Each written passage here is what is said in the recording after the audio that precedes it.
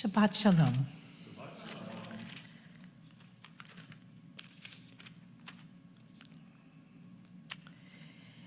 As this week's Parsha opens,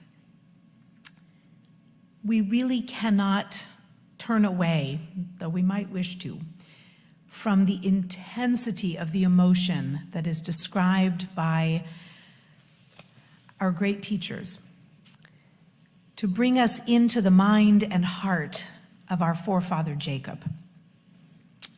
And perhaps no word in this Parsha is as powerful as in verse 8 of Genesis chapter 32. Vayir'a Yaakov me'od. Jacob was terrified. Jacob was so fearful, in such distress, prior to coming face to face with his estranged brother, with whom he had struggled in the womb, from whom he had conned the birthright with nothing more than a bowl of lentil soup, and from whom later, at the instigation of his mother, and perhaps, yes, in fulfillment of divine command, he nonetheless had to fool and trick his aged and blind father, dressing as his brother, who was off getting some of their father's favorite foods, tricking his father Isaac into giving him the blessing that was meant for Esau. I think we can not go too far out on a limb to say that the Torah probably got it very correct in describing how petrified Jacob was to meet his brother again. This notion of yir'ah, it's a marvelous word. It means alternately fear, reverence, and awe. This unusual word which combines all of those elements, in some ways those really are very similar. When asked a couple of years ago to think of something that we have fear of, as well as something that we are in awe of, some of the answers were extraordinary. The ones that came to my mind were that I was afraid of and in awe of technology. I also realized that I am afraid of and in awe of human potential. Fear is a through line. Fear keeps us on our toes, prevents us from being too complacent, but it can paralyze and keep us from realizing our potential or facing difficult situations that we really would rather not. We empathize with Jacob and his fear. Of course, he doesn't want to confront his brother. After all of those years, the last time he saw his brother, Esau was threatening to kill him. We can imagine that his fear was justified. But we don't have complete sympathy for Jacob either. He has done well. He has prospered. Yes, he has struggled with family dynamics. He has yet to meet the angel or his conscience or the man in the night at this point. But his fear, much of it he has brought on himself, and he is going to have to face the music. We can likely all think of a time in our lives when fear overpowered us, or at least threatened to, and we ran the other direction. Conflict is difficult. Most of us don't seek it out. And when we have to atone or make amends, fear can be a mighty detractor.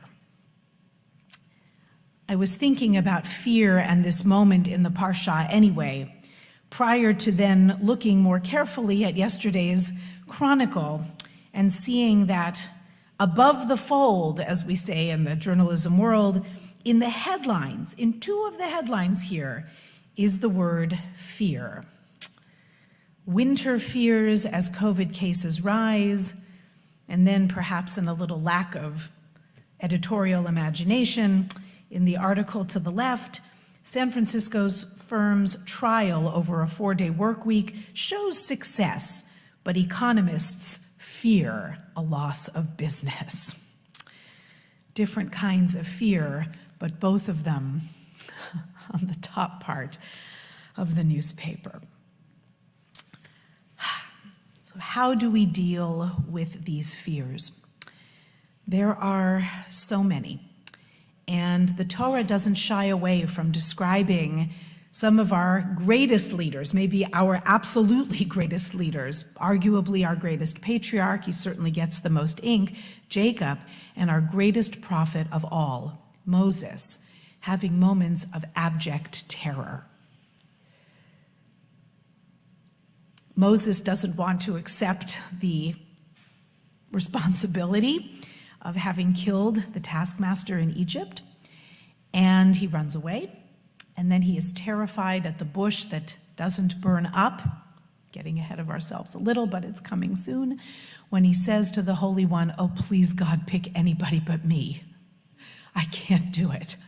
I'm too small." As Jacob says in this parsha here, "I am small and humble." Again, it's arguable to what extent Jacob really was, but he's working on it. But as we work to overcome our fears, very real ones present themselves to us. We are in a time of year when considering whether or not to put up decorations to celebrate a beloved holiday shouldn't be a source of fear. And yet it is for many people, and the question has come up in a couple of cases. Should we put up Hanukkah decorations this year, given the atmosphere in this poor country of ours? And I know a couple people who are not. And I'm so sorry about that, and yet I understand it. We had a discussion about this at our home in Los Angeles, and we decided that, in fact, we would.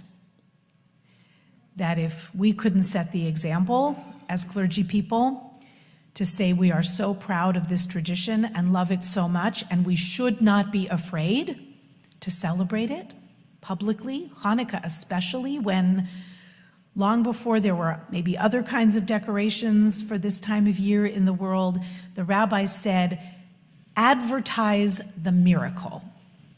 Make famous the lights. Pirsume Nisa is an old Talmudic concept that says we should put the Hanukkah lights in our windows, even in the doorways if they're not in danger of being blown out.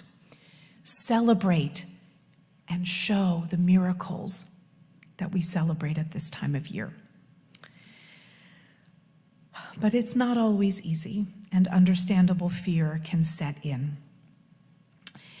So I'd like to just address that and take some comfort in the fact that the Torah says even when we, in our little lives, are afraid, remember that our forefathers were too.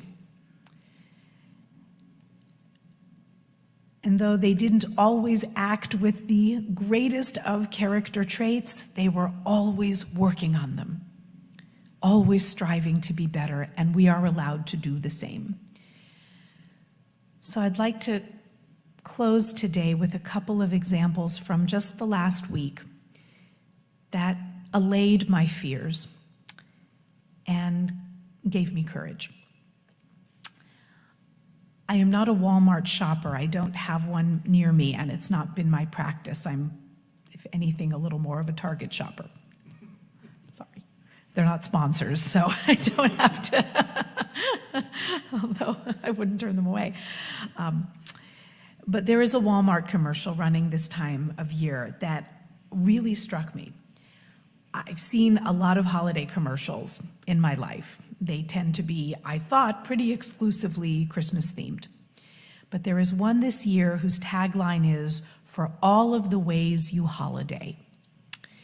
And there are families of many cultures preparing many different kinds of food. There is a nod to Kwanzaa, to Diwali, the Hindu celebration of lights at this time of year. Many families celebrating Christmas of various backgrounds, and son of a gun, several moments where families are celebrating Hanukkah. Putting up a lighted Magen David, making latkes, and standing at a big table covered with brightly lit candles in the Chanukiot. Looks like it's, say, the 6th or 7th night of Hanukkah. And I turned to Cantor Andy and I said, I'm stunned. I don't recall such a thing. There may have been other commercials that featured Hanukkah, but honestly, friends, I don't remember them. And I was really moved for being seen. We're such a tiny part of the population and take an outsized brunt of the hate that's being spewed right now, and it's terrifying.